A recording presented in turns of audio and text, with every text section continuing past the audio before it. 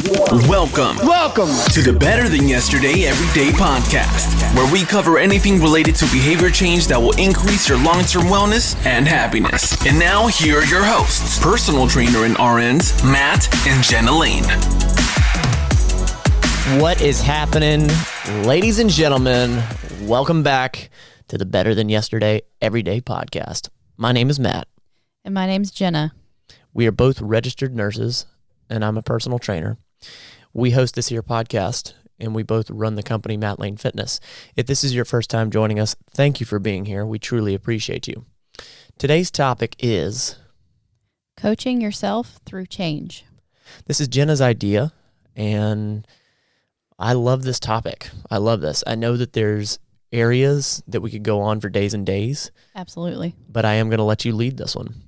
Before we dive into this, if you leave us a review, and I want an honest review, if we suck, please tell us. On iTunes, if you leave a review for the first 8 weeks of the launch of this podcast, so up until October 16th of 2019. 2019. Yeah, I got it now. Of 2019, I've had a tough time remembering that whole 2019 thing. Up until the 16th of October, if you leave that review, drop me a line at MattLaneFitness@gmail.com. I'm going to send you a free Better Than Yesterday Everyday Podcast t-shirt. Jenna, why is this topic near and dear to your heart? What sprung this thought? Honestly, I was just kind of thinking about it the other day that no matter how much preparation you have for change, you have an infinite possibility of preparation today for preparing for change, as far as following someone on Instagram or Facebook, watching YouTube videos or listening to podcasts or reading books to prepare for a big change that you want to make. But the person that's with you at the end of the day, when you're having these problems or you're struggling, is you. Let me just make it even more tantalizing. At the top of every show, we hit you with our gratitude point. Gratitude point. This gratitude point is a point that we think of off the spot that is true to us, but is a point that we are grateful for. And I'm going to go first. Why do you always get to go first? I've been catching you off guard lately, so I was actually trying to be nice, but actually you go first. That's fine. Go first. So our podcast actually just launched last week. It's been out for a week. At the time of recording this. At the time of recording this. And I'm just blown away at the feedback that we've gotten from our friends, from people that I don't know, reviews on iTunes, and then people that have just randomly stopped me that I don't really know that well that have listened to our podcast. And I'm just blown away by two people sitting in our dining room in front of a microphone can really affect other people that much. And so I thank you all so much for listening. It's just absolutely incredible that we've been given this opportunity. It really is. I'm going to tie on to that. I had actually something else, but I'm going to tie on to that because you're so right. Our veterinarian contacted us, Dr. Peterson. Shout out to Dr. Crazy. Peterson. Thank you. And that meant so much. He texted me. He was like, "Oh my gosh, this is great. Thank you." And then it means the world for you guys to reach out and tell us. And I had a friend, Casey Crabtree. He told me what I'm doing wrong. And I love that. I love the transparency. Yes, absolutely. I love it. I appreciate it. And anyway, I honestly didn't think that far in advance of the comments and the reviews. I was just like, I know that's what helps a podcast. So that's what I need to sort of push and hope can happen, ask the audience can happen. I did not think about the impact that it would have until I was literally reading the comments. Yeah, absolutely. And, I do want to say, to give a homework assignment back to the listeners, is please, if there's something that you're struggling with or have overcome, or somebody that you want us to have on the podcast, please send that information to us. We would love to have you involved. We would love to give you a shout out even of your idea, or, something that's really going to keep you guys interested and involved. That's what we want from you guys. Look at you giving homework. That's right. School's in session, Mom. Okay. All right. Let's dive into the topic. I don't want to make them wait any longer. In all seriousness, thank you guys so much. Yeah, absolutely. So, honestly, I was thinking about change and some big changes that I've made in the past. And, I've talked before about my anxiety and my resistance to change. And it's been some of my biggest hurdles to evolving and keeping up with Matt has been, my own fears and that sort of thing. That's so weird. I've never looked at it that way. Yeah. From my lens. I'm my own worst enemy. Really. Go ahead. And I've thought about, one big change that I made a couple years ago was changing jobs, which I still work as an RN, but it was really a gigantic career change. That was a big step, yeah. And I knew before I changed jobs that it was going to be difficult. Well, explain what you did before and explain now, because it's not like you took a leg up, a step up as an executive. It was fairly a lateral move, but it was just a different scope as being a nurse. Right. So I went from being a charge nurse and a bedside nurse in a hospital to being a sales rep for hospice and really being that bridge from hospital to home for new hospice patients. And so I went from a lot of physical labor that I've felt like, I was very, very comfortable with. I had been doing that for 11 years and, really jumped into this post-acute role that really requires a lot of clear and concise communication and really difficult conversations. And I knew it was going to be difficult because I'm one that struggles with clear and concise communication on a daily basis. So if I was going to do that for a living, I knew that it was going to be just that alone was going to be a struggle for me. And so, I weighed out the pros and cons ahead of time, and this was something that I felt was the right move. And, I asked other people doing this job, how long did it take to, you really felt like you got over the hump as far as being comfortable. And they all said the same thing. Give it 6 months, give it 6 months. You need to stick it out for 6 months. Just, tell yourself you're going to do this for 6 months. And then after the 6 months, you'll be fine. And I remember about 3 months in, I was literally crying, saying, this is too hard. I can't do it. And I stepped back. Was that the night that I came up to the hospital because you were in such tears? That night? Yeah, and okay. It was a combination of I had a terrible day. My computer was not cooperating. I went to work sick. So that right there is a recipe for disaster. And then it was a long day anyway, and I literally was in tears, and I was like, I just want to quit. And I went home. I got some sleep. And I stepped back and really looked at, I knew it was going to be hard. So why am I crying when it's hard? Because I knew it was going to be hard. Damn, I love that realization right there. Seriously, it's such a get your ass up and go kind of thing. Yeah. Well, and then to step back and realize I was sick. I was hungry. I was tired. My computer gave me a really hard time. It wasn't the job. It was the situation. It's how you were handling it. Yeah. And once I realized that and realized you just need to suck it up and go back to work, then I was fine. And I think really stepping back and analyzing the situation, break it down to really figure out, is it your job, or is it the situation? Is it the goal that you're trying to accomplish, or is it you? Or is it just a minor piece of it? Not necessarily the whole thing. Is it your emotions that are grabbing hold of you? Right. And maybe it's not, a totally bad idea or a bad situation to try to accomplish this goal. Maybe it's just a bad day. Yeah. So I think, being able to step back outside of the situation and really think it through from an outsider's perspective is really important to really break that situation down to be able to continue to move forward.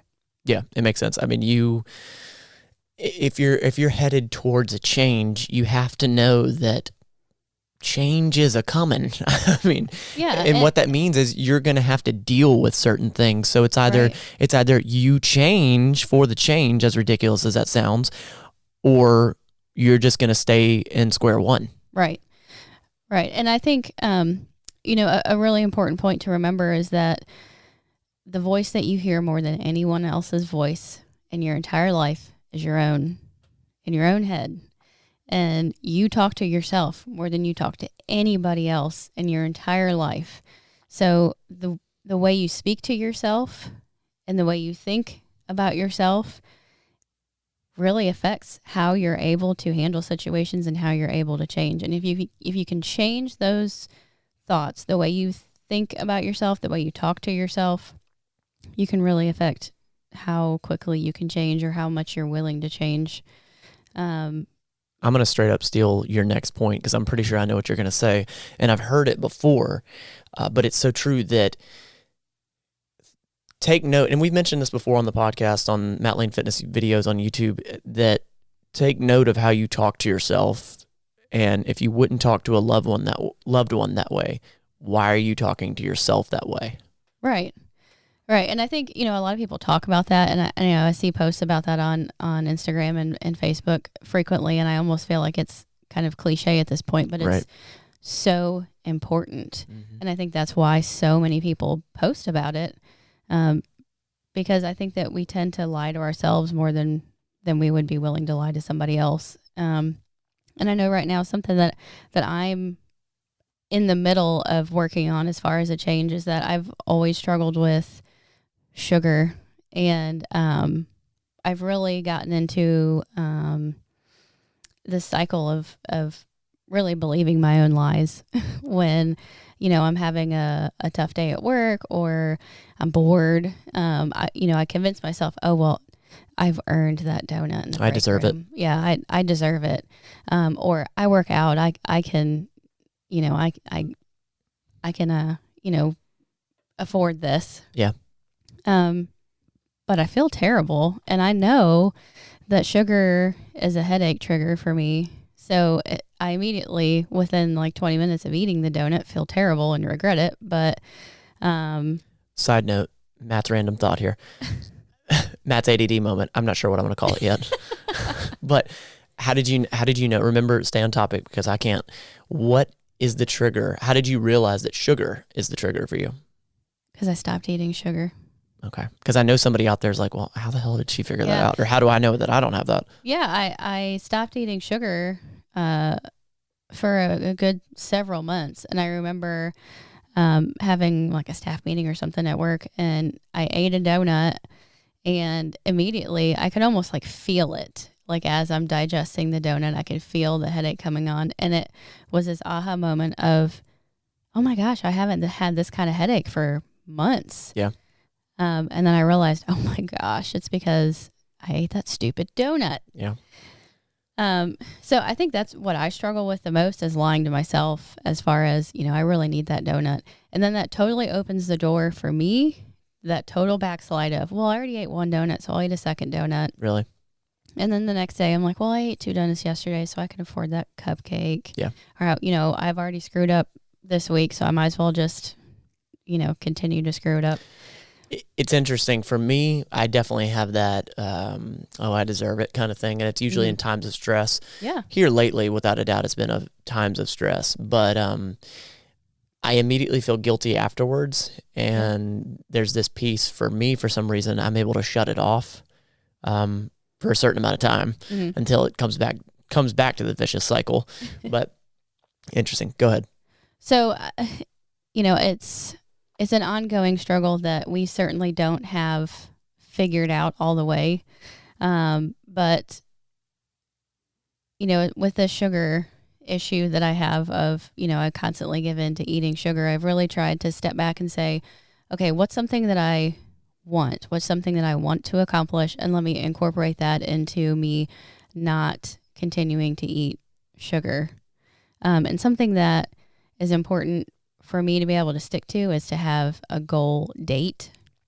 So like last summer, I was really good about, sticking to my nutrition and my workout plan and all that, because I know that we were going on a cruise. So shout out to Casey Crabtree, Reagan Hoffman. Right. We went with y'all. That was great. Go ahead. So, and I think that is great as far as coaching yourself, as far as having a goal date in mind for some goals, to be able to have that end date to stick to, and then you can reevaluate from there. But, I really broke it down and thought, okay, what's something I really want that will keep me from lying to myself in that moment of weakness and eating that donut? So actually, to say it out loud, it almost sounds kind of stupid, but, I've made an agreement with myself that I think I started August 5th. And so until October 16th, I'm not going to eat any sugar. And I've made a deal with myself.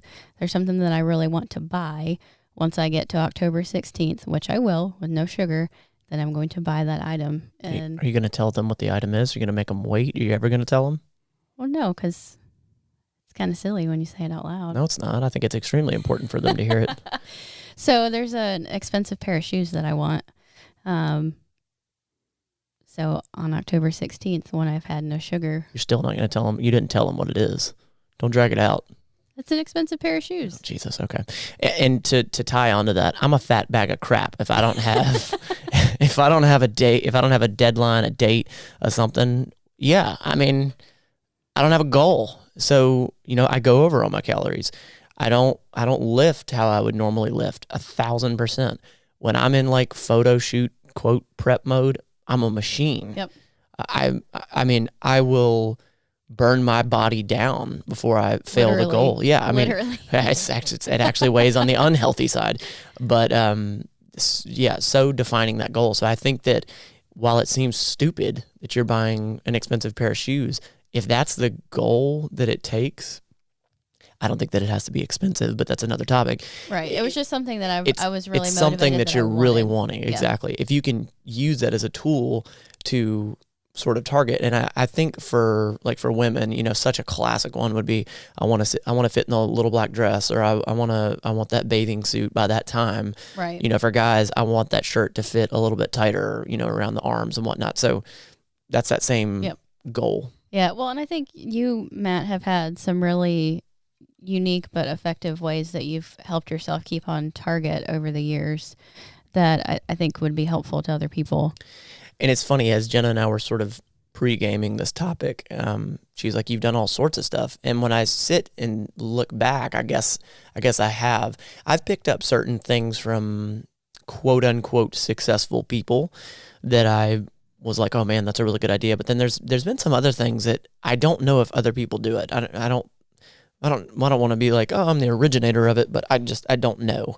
Some things I just sort of pick up. Yeah. But one big thing I do is I journal every single day. If you know anything about me, if you see the videos, if you see anything, I journal every single day.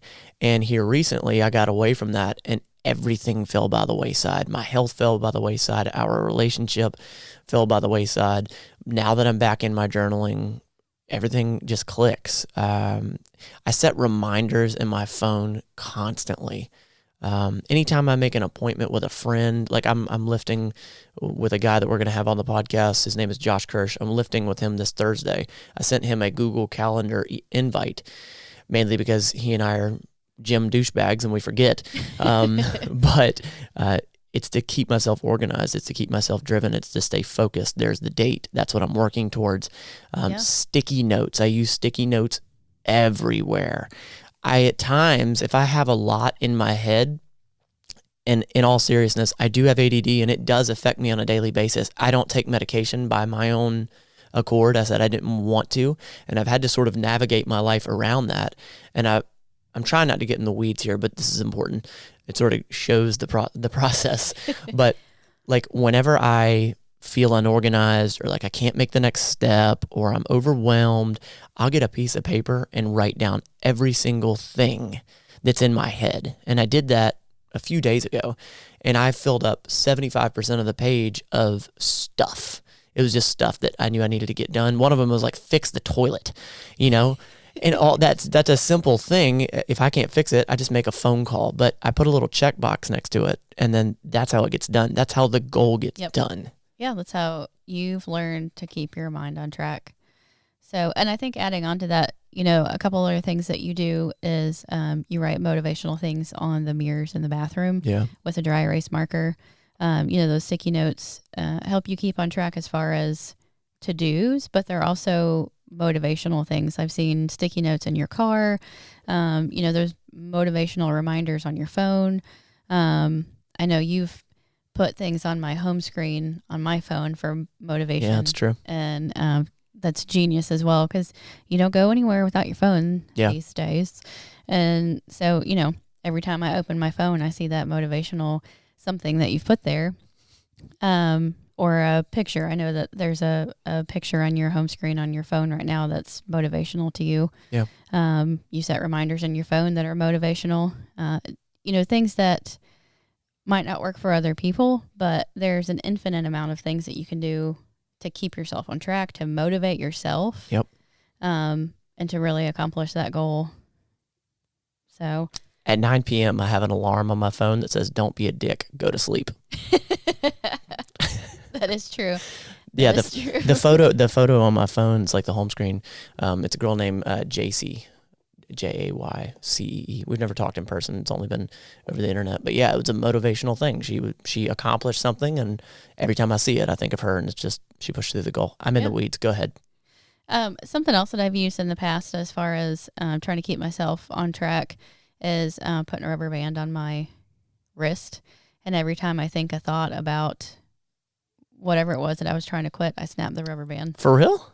Yeah, absolutely. That's actually a fairly common thing. I've never noticed. You know what's weird about this podcast? Like, the more episodes we do, the more we're actually learning about one another, which is so weird. In 10 years, we're still uncovering things, but it's because we're forced to talk. That's trippy. I didn't know that. But think about it. So if you're trying to stop yourself from thinking a thought, once you think that thought, just learn to snap your wrist with the rubber band. Yeah, it's like that Pavlo watch I was showing you.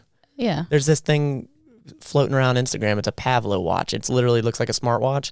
And then every time you eat sugar or do something bad or whatever, you press the button and it shocks you. Jesus Christ. I think that's a little extreme. I mean, I get the positive reinforcement, but I feel like that's negative reinforcement.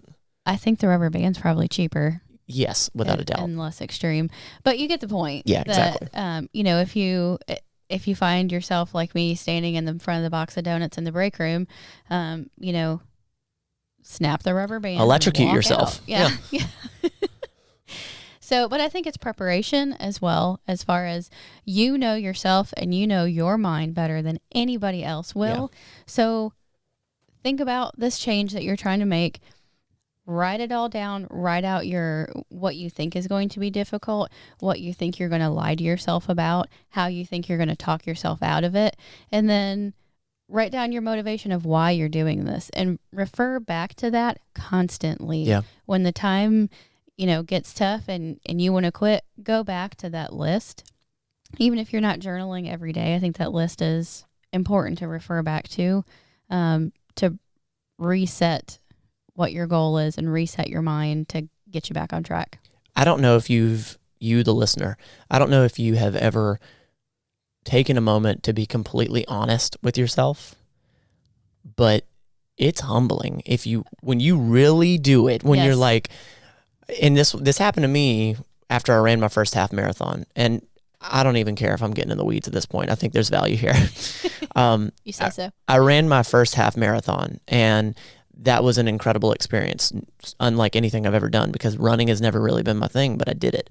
I ran for an hour and 45 minutes, and I ran it in under 9 minutes. Under 9 minute.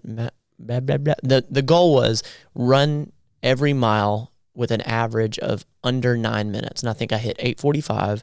And then the goal was to not stop running, and for an hour and 45 minutes, that's what I did. And I literally crossed the finish line and cried my eyes out. I hit the ground crying.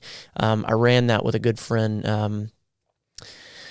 Sherrod Green, I hadn't seen or talked to him in a long time, but we ran that together, and that was just unbelievable. The point is this. We were riding home, and in my head, I immediately thought, who in the hell would run double that?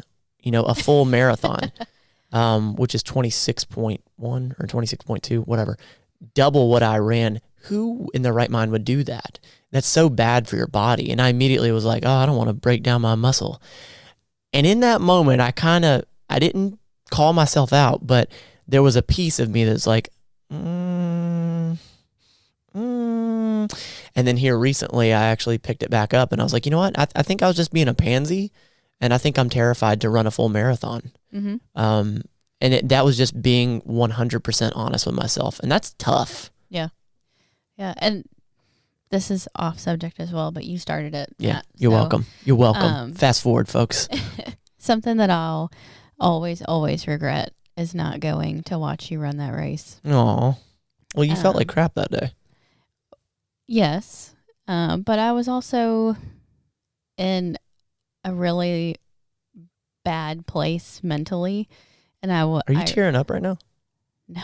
Okay, go ahead. No, for sure not. Okay, go ahead. No, I would never do that. Okay, because it looks like it. Go ahead. Thanks for calling me out. Yeah. Transparency. I was in this really bad place mentally, and I was too self-conscious to be somewhere by myself. So I didn't go. I didn't know that. Yeah. So, anyway, moving on. Well, I'm glad we have obviously beat that, I hope. Yeah, absolutely. I'd go in a heartbeat now. But yeah, I chickened out. Was it from a source of jealousy or what? No, not at all. It was just a self-conscious issue. And now I look back at it and I'm like, I made it about me and not about you. Okay. Wow. Getting real here on the Better Than Yesterday Everyday podcast. Yeah. Where are we at? I've lost track of where we are. Honestly, I don't know. Thanks for calling me out. I appreciate it. We are 1,000% transparent on this. Well, and honestly, I think it does. This ties into change as far as, that was what, 4 years ago? About, yeah. It hasn't been overnight growth, but it's been a lot of growth. Yeah. Over time, and I wouldn't miss that for the world now. And if I was standing on the sidelines by myself, hell yeah. And it does put it into perspective how far I've come. Yeah. Because when you're in it every day, it's hard to see that slow progression. Yes. And it also, it's so sad even to just see how far I had let myself go. When I consider myself to be, an intelligent, self-aware person, and I couldn't see it in myself. Damn. This is by far like the most off-scripted one we've done. These podcasts are not scripted. We have a few bullet points that we go off of, but this has been good job, Jenna. Wow. You completely just opened up.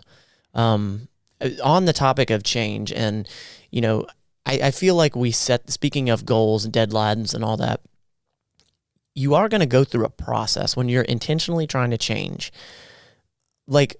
I mentioned it on a previous podcast that it wasn't too long ago that I ate three cupcakes. That day, I didn't beat myself up the rest of the day. And I know that's because I have control. I know that's because I know how to get a hold of the reins and I can really get in gear. But that has only come from years of doing this. And I'm not perfect at it. You're just better than yesterday. Better than yesterday. Exactly. It takes time. It takes time. I think it's so important that you have to balance this piece of be tough, work on yourself, and don't give yourself excuses. Yeah. There's definitely a fine line between between allowing yourself to be human and lying to yourself and saying, I can't do this. Yeah, don't beat the hell out of yourself. Yeah. And I'm guilty of doing that. I've slipped on either side of the line.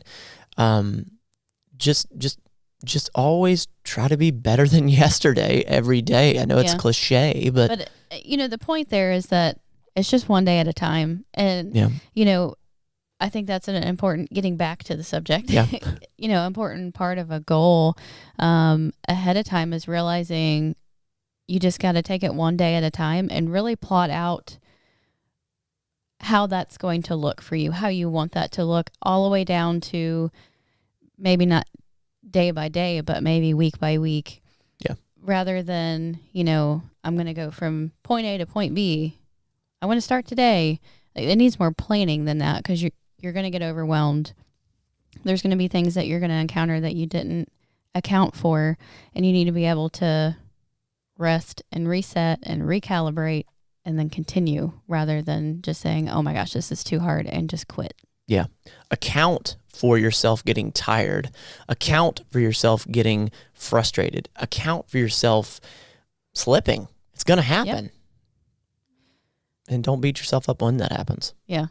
I think it's a good point to, when you do feel yourself slipping, to just stop and rest. And I think, did I just make a t-shirt about that? Learn to rest, not quit. That's exactly what you made.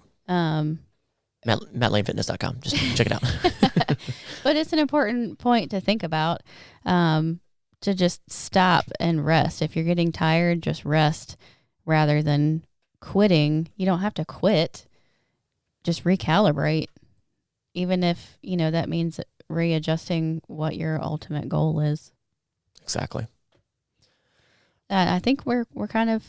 I'm looking at Jenna I think I've run out of things to say. That was really good, Jenna. Thank you. That was awesome. Yeah, thanks for making me cry. Yeah, you're welcome. Guys, thank you again so much for the reviews that you're leaving. It just means the world. We talked about it at the top of the show. Thank you. The only problem I have with those reviews is that I can't respond back. I mean, I can through email, but I truly wish I could call up every one of you and just be like, oh my God, you're so rad. Thank you so much, because it's just an incredible feeling. Thank you. Yeah, thank you for listening. It means so much. It really does. Well, we will talk to you guys next week. You don't have to be perfect at this whole changing thing. Just be better than yesterday. Every day. Every day. This has been the Better Than Yesterday Everyday Podcast. We want to thank you for listening and invite you to subscribe to the show as well. And follow Matt Lane Fitness on YouTube. Until next time, you don't have to be perfect. Just be better than yesterday every day.